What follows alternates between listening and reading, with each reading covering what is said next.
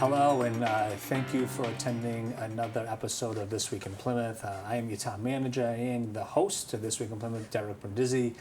Today, we have a guest with us. He's the Commissioner of Inspectional Services, Jason Silva. Jason, thanks for joining us. Thank you. Appreciate the opportunity.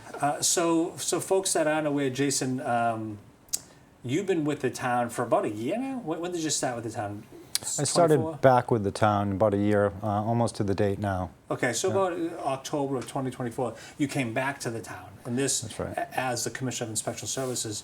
But for the folks that don't know who you are, you had worked for the town previously. You had left and gone to another community and then came back. Can you share with folks your experiences? Yeah, sure. So in 2003, I started as a local inspector for Inspectional Services. Here in Plymouth. That's correct. Yep. Worked for about 13 years, and then took a position as the director of Inspectional Services for the town of Kingston for about the last 8 years, and then just came back to Plymouth for the last year. So happy to be back, and hopefully a part of doing some good things. Yeah, and round out your career here in Plymouth. That's I mean, right. and you know my story, but I have a similar story. I worked for the city of Worcester for all those years, came here from 15 to 17, left to go back to Central Mass to serve as the town manager in Upton, and I returned as well.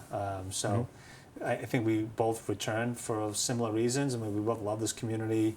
It's got a lot of potential, and so hopefully working together we can do some good things for the town. That's right. Yeah, there's a lot of opportunity in Plymouth, and a lot of chances to make things better for everybody here. So, yeah, it's good to do some good things. And so I know you came here. We just had launched the online permitting program, but just for the folks that are at home and maybe are used to like the paper-based way of filing applications, can you just give folks kind of a tutorial on how to submit, applicate building permits or electrical applications? Sure, it's definitely evolved a lot throughout the years. Starting in Plymouth in 2003, everything was paper. As like everything, it's progressed quite a bit, and we now have not just paper applications, which we still take. We still can process those, but we have an online permitting application system called OpenGov. So anyone can, from their phone all the way to their home tablet, apply for applications for everything from home occupations to brand new buildings, things like that. Zoning, building, anything associated with that, plumbing, gas, electric, right online. And a lot of people do use those systems now once they've become comfortable with them. And we find that it improves efficiencies, not just for us, but also for the public as well. So have you seen a shift where more applications are coming in via the OpenGov system online, or are they still more the majority of the paper-based way? Absolutely online. Really? I'd say the majority of people are taking advantage of that. It's a lot easier, a lot quicker, saves time. And then we're able to process those applications quicker. If someone comes in with a paper application, those applications are actually physically uploaded into the system the same way. So it really doesn't save any extra time to come in with a paper application, doesn't slow it down. But at the end of the day, the same processing is happening through the computer-based system. It's an off-site system, cloud system. Anyone can access 24 hours a day. And again, they can ask for inspections. They can do any of that work associated with that online system. And when we think of inspectional services, most people think building, electrical, and plumbing. But your department is more than just that. So if I'm a resident, what services would I expect to go to when I go to town hall that you guys? Because I know you got fire over there, you got alcohol licenses, you got a whole broad range of permits and licenses. Yeah, we do. We have within our office, we have a fire division. So we have anything from transfer or sale. If you sell your house, one of our inspectors is going to come out and inspect the smoke detectors in your home. If you're interested in just starting a small home business, we have zoning business applications for that. Okay. Alcohol and beverage licensing for all the bars and restaurants throughout town. We have that in our office. Plumbing, gas, electric, all those individual disciplines. Trench permits, anything kind of incidental kind of comes through our office. And if we can't figure it out, we'll definitely get them to the right spot. So for the most part, it's almost a one-stop shop for licenses and permits. I know public health has some responsibilities to issue public health permits, and maybe engineering as well. But for the most part, if you're a local homeowner and want to pull a permit, or you're a contractor, they can get the vast majority of their services when they go to Inspectional Services on the third floor town hall. Correct? That's correct. Yeah, yeah. We definitely have a broad scope of things. And again, even if it's not something that we issue the direct permit on, we're there to help people. I mean, that's what our, right in our name, services. And so I take that seriously and hope that, we can be there to help people, even in situations where we don't issue the actual permit. Gotcha. So, yeah. Okay, well, that's good to know. So those folks who are listening, and if you want to go online to learn more about the online permitting system, just go to www.plymouth-ma.gov, and you can navigate your way over to Inspectional Services, which you'll find the online permitting system. But Jason, I know it's good to give folks a background about who you are and what you do for the town, but specifically we're here to talk about ADUs, also known as Accessory Dwelling Units. So that law, I think, just passed a couple years ago about having ADUs. Can you just give folks a one-on-one, what is an ADU and what does it mean to me as a local property owner? Yeah. So this is an initiative that started at Governor Maura Healey's office and actually took effect, was passed into law in 2024, but actually took effect in February of 2025, so only a few months ago. It allows accessory dwelling units, which is basically a small independent living unit on your property, separate from your main home in some way or another, in the sense that separate entrances, separate living facilities. A lot of people might call them a two-family or something along those lines, but you're allowed to create a separate independent living unit. That's something that's never been allowed in the state of Massachusetts fundamentally at the state level and at the local level. And so Plymouth actually had an accessory dwelling unit bylaw in place, was a little bit ahead of the curve. That's what I was thinking of that one. And so again, credit to Plymouth for kind of recognizing that is where things are going. And since February of this year, I've got some statistics as an example. We've issued 56 zoning permits for accessory dwelling units, so we've got a lot of interest. It's really building. We've issued 37 building permits for accessory dwelling units, so 37 additional units to hopefully help somebody that maybe doesn't need a big place, that needs to retire to, or just needs a small place for a while. These are restricted to 900 square feet or less, depending on the scenario. So they're really designed to help somebody out that doesn't need a big place and is to scale. So what's about a 900 square foot unit? Is that a one bedroom? Is that a two bedroom? I'm thinking, what's it? Well, it's interesting. It's a great question because I think depending on what's important to you and in your living scheme, most people would consider that a 1 to a 2 bedroom. But if you grew up in the 70s, you might consider that a 3 bedroom because it really can fit more technically living space. But I think in general, a comfortable living is a 1 to a 2 bedroom. Right. Yeah, because the reason why I asked the question, because you think about a lot of the subdivisions that were built back in the 60s and 70s. These were like 1,100 square foot ranches, and they had 3 bedrooms in them. They were small bedrooms, but they were technically 3 bedrooms. So, 1,100 square foot ranch and a 900 square foot ADU, to me, doesn't seem all that much as far as square footage. But yeah, so I guess two bedrooms, I guess you could accommodate that. So if I'm a homeowner, I own a single family house, I'm living in South Plymouth, that's with 3 acre zoning down there. Do I have to worry about zoning if I want to build an ADU on my property? So with this law, what it does is basically make it a by right use, meaning that anyone that has a principal dwelling, has a home on a lot, lies in a residential zone, would have the right to ask for one.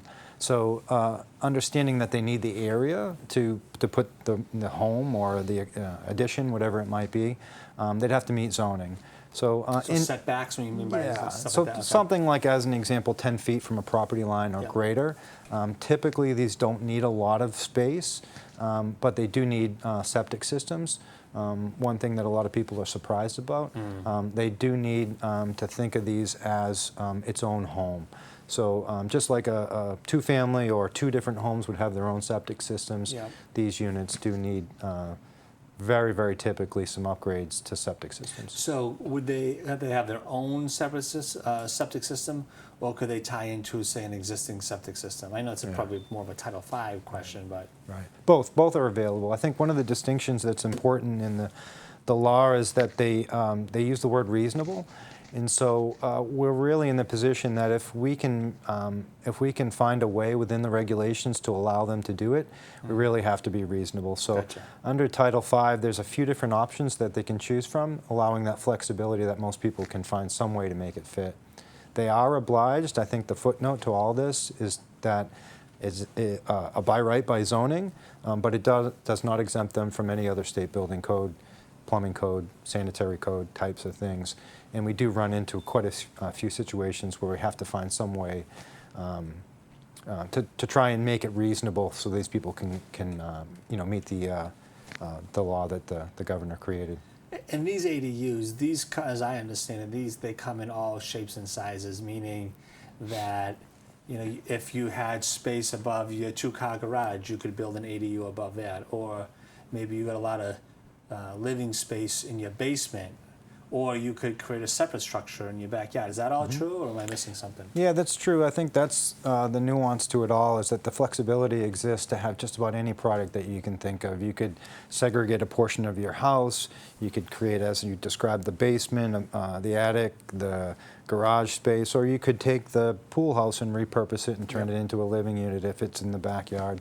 The intention of the state's regulation is to create additional living units, independent living units, and so those kind of additional features beyond an in-law of it being its own living unit as opposed to a part of the main home is part of the unique feature that allows them to do it in a variety of circumstances. So then, you know, if I'm at home and I'm listening to this conversation, and maybe I have an in-law apartment in my basement or maybe above a garage. So how is the ADU law different than what was already allowed as far as in-law apartments? Yeah, that's the real kind of deep, I guess, question dive, but it's unique and different in that an in-law is all one family living as in congregate living. Okay. So there's not separateness in it. So although the in-law might be a separate living unit, have its own kitchen, have its own living space, there is single ownership. There's commonality to it. The smoke detector systems and things like that are all integrated into one system. Yep. Whereas with an ADU, in its truest sense, it's meant to be that independent living unit, have its own fire detection systems. If somebody burns toast on one side, the other person's not in any way affected by it. So just like a two-family. That's unfortunately a bit of the stick in the mud, where most people think an in-law and an ADU are the same. Right. They do have that step up, meaning that ADU has to meet those other regulations. And like you said, it has to have separate space. So It does. like an in-law apartment may have just one means of egress. Is it required to have two means of egress, like you would It point is. out, like as a two-family? So you have to have two. Each living unit, if there's two units stuck together in one way or another, whether it's up, down, or sideways, would need their two means of egress on each side of the unit, and they would not be effectively allowed to combine those into one. Just as though as if you had a neighbor in a two-family, you wouldn't want them using your space, vice versa. So we try to find ways to take those existing in-laws and try and adapt them to fit as best we can, make sure that fundamentally life safety stuff is in place, and then hopefully we can get them onto the next level, which means they can rent it to somebody beyond an in-law. And that takes me to my next question. So these are just rental units. Could these be condoized and sold off as a separate unit? What are you seeing out there? So there's zoning is really specifically addressing the by right use and is very purposefully silent on ownership. So by nature of that, the state has given direction to say that no community can mandate owner occupancy to either unit, and so by proxy, it allows for, effectively, you could say, condominium units to be created, separate ownerships, certainly separate rentals. An owner could own the property and could rent to two separate individuals and not violate the law. So again, I'm a homeowner here in town. I build an ADU on my property. I can go ahead and rent that like any other rental property here in town. There's no requirements beyond that. Now, there's a few nuance issues that fall into play with short-term rentals that are not distinct to zoning laws, but are distinct to building code and annual inspections. Yep. That's still unfolding at the state level, but arguably the owner of a property could move into the small unit, rent the big unit, could move into the big unit, rent the small unit, or again could leave the property and rent the unit to two separate individuals, and it wouldn't violate the law. So are there limitations on short-term rentals? So short-term rentals, really what we think of like Airbnbs, right? And so now, in my scenario, I own a home down in the White Horse Beach area, right? I got a single-family house, and I decide to build a 900 square foot unit ADU because I know during the summer months a lot of people want to hang out at White Horse Beach. Can I use that ADU as short-term rental, or does it have to be strictly like long-term rental? Yeah, I think you could use the property in the realm of short-term rental, understanding that we do have some local regulations that require you to register the property and things like that. Most of the nuance in the building code is in relationship to somebody that lives in the home, and short-term rentals a portion of the home. So most of the time we don't really get involved when somebody's just short-term renting a place, or it's 30 days or longer in any way. We don't have a lot of regulation that falls into that. So somebody could in Manamet, as an example, if they had enough area on a parcel, which is not common down in Whitehorse, and has enough area for a septic system and can fit all the other amenities like a parking space, they could, in theory, create a unit and could rent those two units, increasing a rental area availability. But in most of these very small lot areas, just the spatial issues push a lot of people out. So anybody with RR zoning districts in our town, which is a lot of people, these 3-acre zoning, is a perfect example of somebody that should have no problem coming in, finding the place in their backyard. Anybody with maybe, say, 10,000 square feet or more is likely to be able to do something with us. Sure. So what are the benefits? You mentioned the governor. This was one of her main priorities when she became governor. What are the benefits to pursuing an ADU? So, I think it's unique and personal to each group that we see. I mean, as I indicated, we've got 37 building permits, and I can say that each one of those has likely built it for their own purposes that are unique and different from each other. So we're seeing some people retiring into these. We're seeing a few people think of it as an enterprising. We've heard lots of builders ask questions about building them when they build a brand new home, but there's not one singular experience, and I think that's what I take away as kind of the unique thing. I thought when they first created this regulation, we'd see a runaway with everyone building these, thinking they could, could basically make a bunch of money off of renting them. The cost of construction's really held back a lot of people. These units don't cost as subordinate. It's not a minimal cost to create these things. You're making a home, and people are quite surprised at the cost of creating one of these units. So most of the time it makes most sense, or the best sense, for somebody that's going to live in that unit, like a retired individual, or looking to place, say, some college people, whatever it might be, some short-term needs for children, for family members, and things like that. Yeah, I could see a retired adult, who, maybe he's born and raised in Plymouth, wants to stay in Plymouth, wants to scale down to a smaller unit, and maybe spend their winters down south, right? So what are you seeing as far, do you see any trends? You said you have 37 applications filed so far. Are you seeing any trends for certain purposes? No, I think what we're seeing is a challenge to try to get the cost down to construct these units, not only by homeowners but by builders, so that they can offer it. There's a lot of interest, but a lot of disappointment when they realize that the cost to create these units is arguably $350,000 to $500,000. Really? When you own the land already. Right. Wow, I didn't and realize that. So the economics behind it doesn't mean that you could just turn around, build it, and rent it and make a profit. Right. But certainly, given that you have a main home, some people could arguably move into the smaller home, and then, like you said, snowbird to Florida, come back up and rent the main home year-round.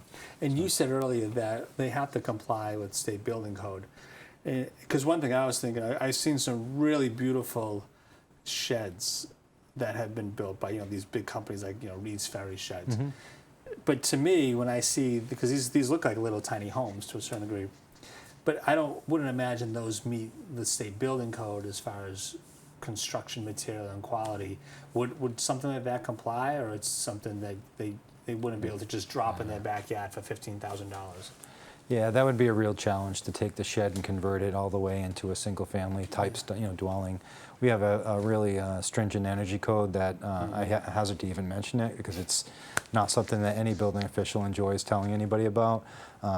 But when something's constructed as a shed, it's not thought of, right, to become a home or a dwelling. But if somebody had the foresight and maybe was building something in their backyard and said, well, maybe someday down the road, that means they might be able to do it with some of their structures. So we do see some people that have had these kind of things in the back of their mind, maybe built the garage, left the space above the garage available, and now it's ripe and perfect for them to come in. They've put the investment into the structure maybe a few years back, so it's a little more economic for them, as opposed to starting from scratch in their backyard. Yeah. You brought up something I had never thought of. Contractors, building subdivisions that are coming forward and saying, listen, while I build a single-family home on this 3-acre lot, can I also include an ADU? Is that something that's becoming a growing trend here in this community? I had never thought of that. It's an interest that I would say we've heard a lot about, but we have not seen it be a trend. I think the builders and developers are trying to find, again, a price point, because single-family dwellings are already so expensive. So to take that over $1 million 4-bedroom home and add a $300,000 unit, you're making, it's so pricey that there's not a lot of people buying those. I think there are people interested in it, again, but the builder is not likely to take that that kind of spec house proposition. I think we'll see a few over the next year or so, but that fine-tuning of how to keep costs down is really the trend across the board for everyone, builders, homeowners, and even towns. So, right. And so, speaking of that, this is just more of an opinion question, because one thing that I have heard from the anti-ADU contingent is that these ADUs over time are going to change the fabric of our neighborhoods. Are you seeing any of that in any other communities? I know this is kind of a new phenomenon here in town, but have you seen anywhere else that neighborhoods are just the environment's changing because now you have all these additional units? What was at one point just single-family neighborhoods? No, I haven't seen any real, I'd say, pushback from residents. What I have seen is, certainly from communities, when we have these webinars and things from the state, you see a lot of local communities arguably saying that they don't like it and they're going to find ways to limit those ADUs. I kind of take the opposite position in the sense that we're here to try and help people to build these ADUs as much as possible within the regulations. So, the impotence to it all is, the other state regulations, Title V, setbacks, those things. Otherwise, I think we're in a good position to see a lot of people get these done. I don't see criticism from anybody out in the street, from neighbors or residences, because we're hopefully going to be doing it the right way, making sure it's far enough from the abutters, making sure that adequate conditions are in place. Septic systems aren't overflowing, there's a parking space for somebody that lives there. And we're also recognize that the state's saying that you can't count those towards subsidized housing. So there's no reason for anyone to be placing somebody on subsidized housing in these. There's no credit. It's not meant for that, and you can see that. It's meant for these people that live in Massachusetts. They don't want people leaving Massachusetts that can't afford to live here anymore. It may be a small item, but we are seeing these ticking up. I think the state's last numbers were 550 units created across the state as far as what I know. May not sound big in the scheme of things, but hopefully it's 550 people that didn't leave the state and are still here spending their money on local businesses. That's a really good point. And as you pointed out, it's not affordable housing, because it's really about economies of scale. So you have a smaller unit, so it costs less to build a smaller unit, so therefore it should cost less to live in that unit. So you've convinced me to apply for a permit. What do I need to do to get my ADU application process moving forward? Yeah, that's a great question as well. And we talked about this earlier, and preparation for this, I thought about that. Like, what's the first step that some homeowner might take? And there's I guess, two different places, but it more or less starts in the same place with Title V. So you really need enough area for a septic system for this, whether it's a leaching area that you can add on to, or whether you need a connection to the sewer department if you're in town or close enough to town.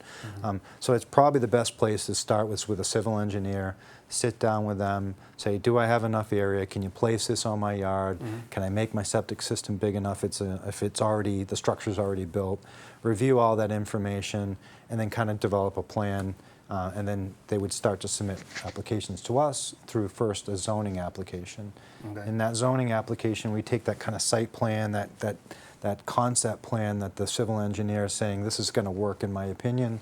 We kind of compare it to our regulations. If it looks good, which it, most of the case, again, with the state incentive is good, and then we sign off on it, and then the person can then do their due diligence, making sure that they can meet budgets, find builders, get contractors and things like that. So then, because this is a by right type of construction, this applicant wouldn't have to go in front of the ZBA, the Zoning Board of Appeals. No. Each community is effectively prohibited from requiring a Zoning Board of Appeals application for an accessory dwelling unit. Okay. The two key factors: do they have a principal dwelling, and are they in a residential zone? And then that is the answer is yes. Yeah. And then they're allowed to have that. So. That's great. Well, so we're running out of time, Jason, but before we break, is there anything we missed regarding ADUs? I know this is a big topic, both locally and statewide.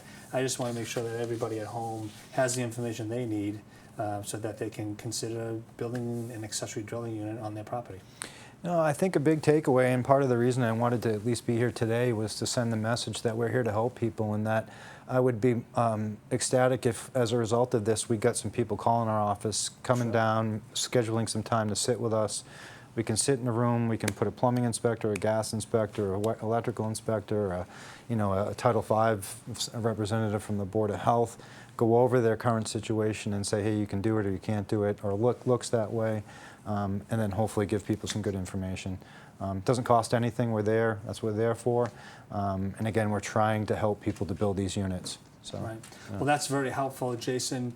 So if you're interested in an accessory dwelling unit, you can call the Inspectional Services Department at 508-747-1620, or you can just go directly to the website at www.plymouth-ma.gov, and you'll find all the information that you need regarding ADUs or anything else you're looking for town services. So thank you for joining this episode of This Week in Plymouth. Until next time, I bid you well. Thank you.